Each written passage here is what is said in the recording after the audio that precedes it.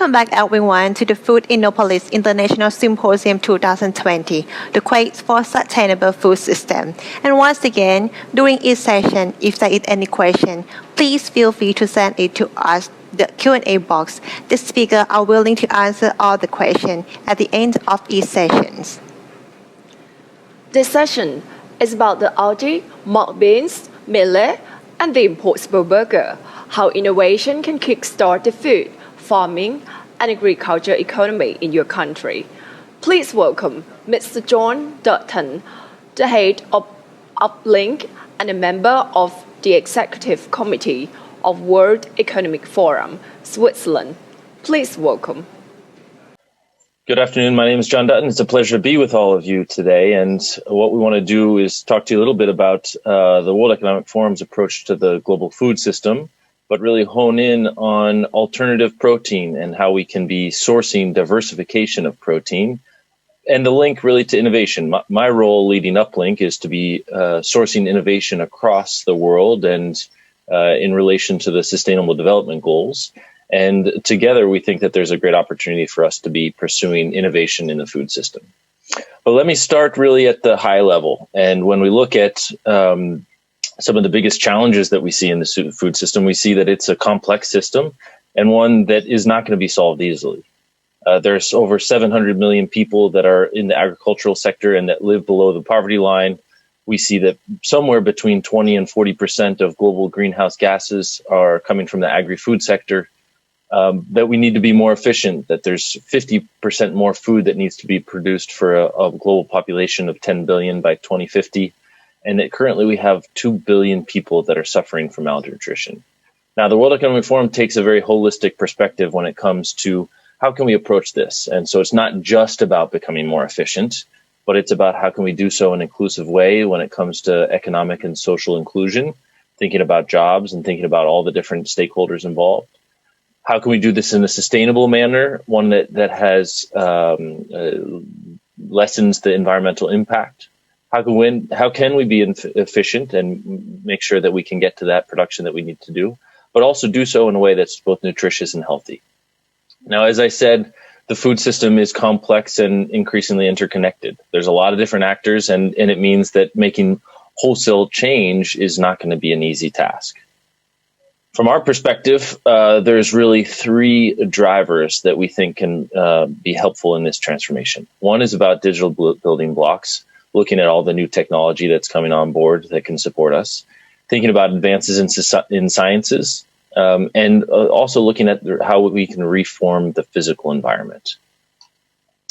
In a recent report that we conducted called the Transformative 12, we were able to identify 12 different elements that are positively driving the food system. Now, the one that stood out the most by a fairly healthy percentage in terms of its increase in or decrease in its impact on the environment was alternative proteins. And so this was an area that we decided that we're going to hone in on even more. When we look at protein and its importance in the overall food system, it's clear that it has a big impact on a number of different levers. Firstly, on the environment side, we see that livestock, which is one of the biggest drivers of protein in the world, generates approximately 15% of the overall CO2 emissions that we have every year. On the health system, there's a huge impact. There's over 800 million people that are malnourished, and we really need to think about protein as an important driver for them. And thirdly, if we look at livelihoods, 1 billion people are involved in the livestock value chain, and just over 10% of the world's population relies on fish and fishing for their livelihoods. Well, I think from our perspective, there is no silver bullet to this solution. At the same time, we think we can try to achieve universally accessible, healthy, and sustainable protein for a population of 10 billion. We think we can do that by going through three different aspects. First is accelerating protein diversification, and that's I think some of the exciting innovations and way in which we can provoke society to think differently about consumption, but also be looking to produce that in a different way. Secondly is around that production system. How can we make it more sustainable? How can we advance it in a way that brings novel approaches to the animal feedstocks and think definitely in a more circular way? And lastly is about that behavior change. If all of us on the call thought differently about how we are eating, about how we're thinking about food waste, and about how we are making some trade-offs in our diet, we can make a big difference across the world. Now, in terms about driving our pathway forward in this transformation, we think about it across 4 different levels. Firstly, that we need to highlight across society all the different benefits that are involved in this transition.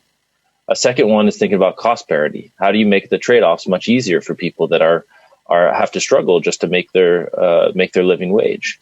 We need to get to a place where alternative protein diets are as cheap as it is to go to McDonald's and buy a hamburger.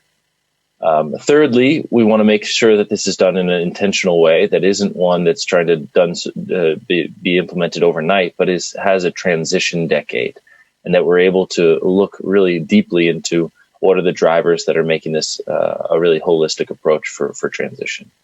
But lastly, and this begins to get to where Uplink, the platform that I'm leading at the World Economic Forum, can play an important role. We need to be developing innovation ecosystems. We need to be thinking about collaboration on digital platforms for research, but also importantly for action. When we look at innovation, it's no different in the protein space and the food space than it is around the world in other sectors. Innovation is rife across a number of different Western markets, but it's not evenly split across the world. And this is one of the big drivers and important aspects for Uplink. Uplink is a platform where we are looking to disproportionately benefit the underrepresented communities. And we're really excited about the early progress that we've seen in some other areas. But before we get into Uplink, let me show you a short film that is going to perhaps get you excited about what we could imagine in the alternative protein space.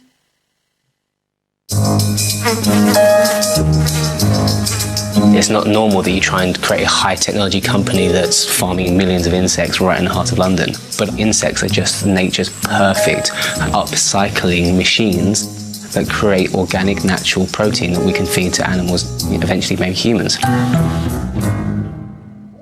What people don't realize is there's a huge disconnect between what we eat and how we feed what we eat.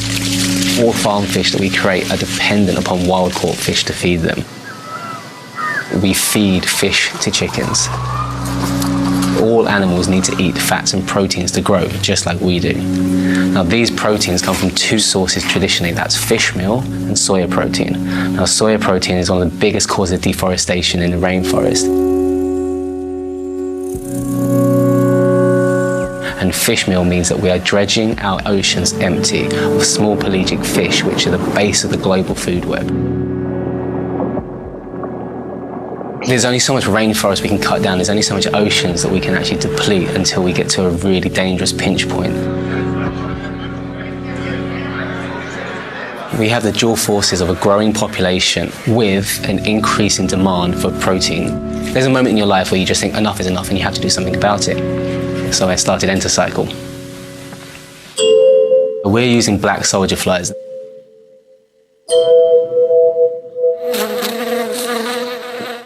Each female lays 1,000 eggs, and in nature, 99.9% of them will be eaten. However, we are able to conserve them and then utilize them into a full closed-looped system. We feed the larvae on food waste, such as brewery grains and coffee waste, and they consume that and convert it into both protein to feed animals and fertilizers to grow more plants out of the same system. So actually we have to tackle not only the problem of deforestation and kind of emptying the oceans, we can also tackle food waste. The farmers of tomorrow are the engineers of today. We've created specialist chambers to look after the insects in their different life cycles. We can stack this 4 meters high and as many kilometers long as you like. We have automation systems that are modulated and run by themselves 24 hours a day, 365 days a year in any environmental condition. And that's vitally important to feeding a growing population.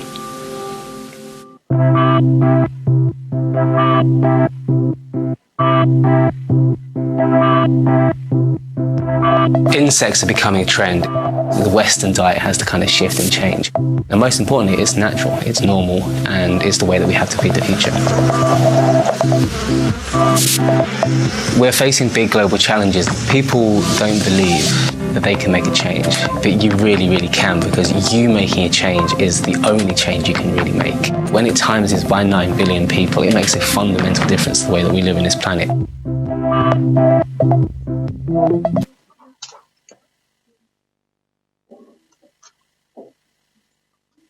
So hopefully you enjoyed seeing a little bit of that inspiration in terms of how one organization, one company in the United Kingdom is taking its approach to thinking about alternative protein sources and diversifying our protein.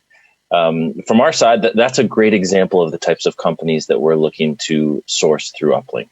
The vision of Uplink is really one where we can create a world where anybody with high impact innovations is empowered to address the SDGs, the Sustainable Development Goals. Uplink was launched at the World Economic Forum's annual meeting in January of this year. It went live in April as a digital public global platform. Anybody on this call could log in right now without any association to the World Economic Forum and begin to explore the different challenges that we have live. Think about interacting, learning from them, but also submitting their ideas and solutions in terms of beginning to make a difference. And we're excited about this because it's an opportunity to crowdsource innovation, but then to link that up with the networks and decision makers that are curated by the World Economic Forum. Now, in our first year, we think we've had quite a bit of progress. We've had, just since April, over 5,000 users have come on the platform. We've sourced almost 700 solutions across 10 different challenges. We've recognized 50 Uplink innovators, and we've begun to develop 4 different ecosystems of impact. I think in addition to that, one of the things we're so excited about, and hopefully many of you follow the World Economic Forum on the different social channels that we have, there's been nearly 36 million social views across the videos that we've produced with Uplink and the social posts that we've had. For us, this is such an exciting opportunity, and it gives me a chance perhaps to show you live the first time our work on Uplink in the food space. So I'm going to give you a bit of a live demo about the platform. If you log on to the platform, you have a chance to create your own profile. Mine is up to date with my interests and the areas that I'm following, so you see how it's personalized a bit. We have a chance to explore the different challenges that are live or under review at the present time. And I think importantly, when you begin to see some of the featured entrepreneurs on the site, you begin to get excited about saying, okay, what are the live topics? Well, we've got a number of different topics that we want to get to. So far, there are only the top 4 have been actually in action. But today, I want to show you for the first time our future of protein work. And this is one that's been created just for this conference and that we want to go live today. You'll see that we are so far without any solutions that have come through, but hopefully people will begin signing up and submitting their ideas. This has been designed around really the challenges that we're seeing in the diversification of protein. And it provides an opportunity for anybody who logs onto the platform to come and explore, get to know a little bit more about the particular challenge that we see. And we're able to set up the Uplink around a series of focus areas. This is another video that can give people some inspiration, some background about why it's important for us to be launching this challenge. And then, of course, some of the benefits. And for any of the CEOs, executive directors, and founders of the entrepreneurs that come onto the solution, those that make it really to the top level of innovation that we've seen, the 50 that I mentioned earlier, are given pretty impressive visibility. There, we provide typically a social video about each of the entrepreneurs, like the one that you just saw. We provide them access to both virtual and in-person World Economic Forum gatherings, but also interactions with the Uplink community. And we connect those entrepreneurs to the companies, investors, experts of the World Economic Forum's ecosystem.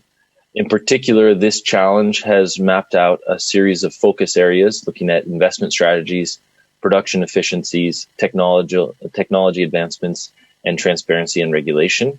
But in addition to that, for us, what's really important is that we begin to see how is it that we can get people together. Now, we've created for each of the thematic areas also what we call an action group. Now, these action groups are areas where you have a rich dialogue. Some of them are private, some of them are public. The public one, I just give you an example of our pretty popular one in the reforestation space, where we have activity going on every day, where the entrepreneurs, change makers, investors, experts are coming on, sharing their opportunities, and telling them more about the projects and provide an opportunity for dialogue. We also provide private ones where you have a chance for just the members of that innovation ecosystem and the top level entrepreneurs to have access and to additional resources that we provide. And we've just provided one and created one in the protein diversification space. It's new. There's only 4 members, but hopefully by the time we wrap up this session and you guys begin signing on with, we'll have much more of an opportunity to interact with people that are excited about this space.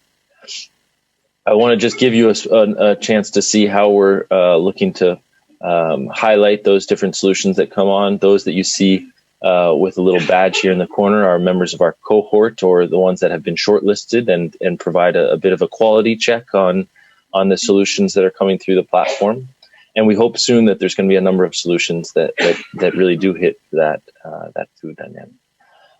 We've got about 13 minutes left, and I want to make sure we have some time for question and answer. But before I do that, I thought it would be nice just to give you one last look. It's a short film about the type of impact that we've had for our entrepreneurs in the ocean space, which was the first of the series of innovation challenges that we've run. So let me give a quick pause again and play this video.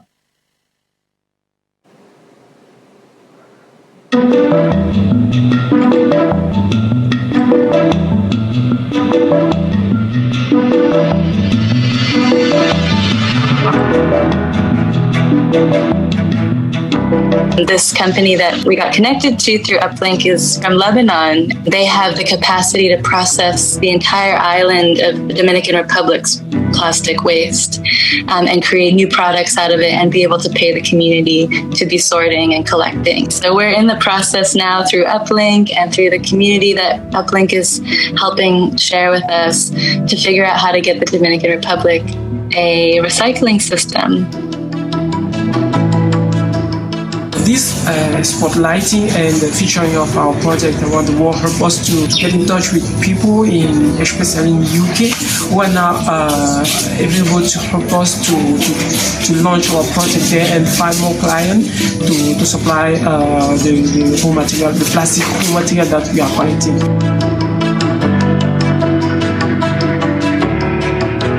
We've had multiple organic inquiries through our website from countries as far as Australia and Japan, which have led to some really fruitful conversations. And now we're just building up on that traction and enjoying the positive PR.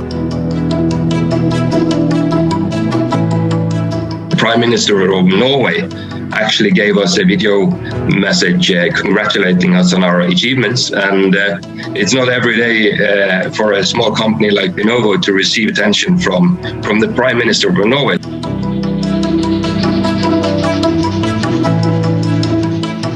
If people who have different expertise can come together to solve these problems, we actually can fulfill a lot of the challenges that we're facing.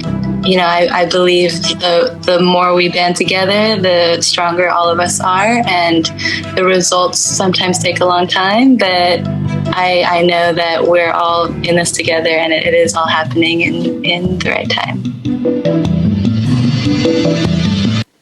So I love this story because I feel like it's such an inspiration for what could be. And particularly, I think we see that the power of the World Economic Forum's digital media to provide these entrepreneurs with a bit of a look into how to get out there and build connections.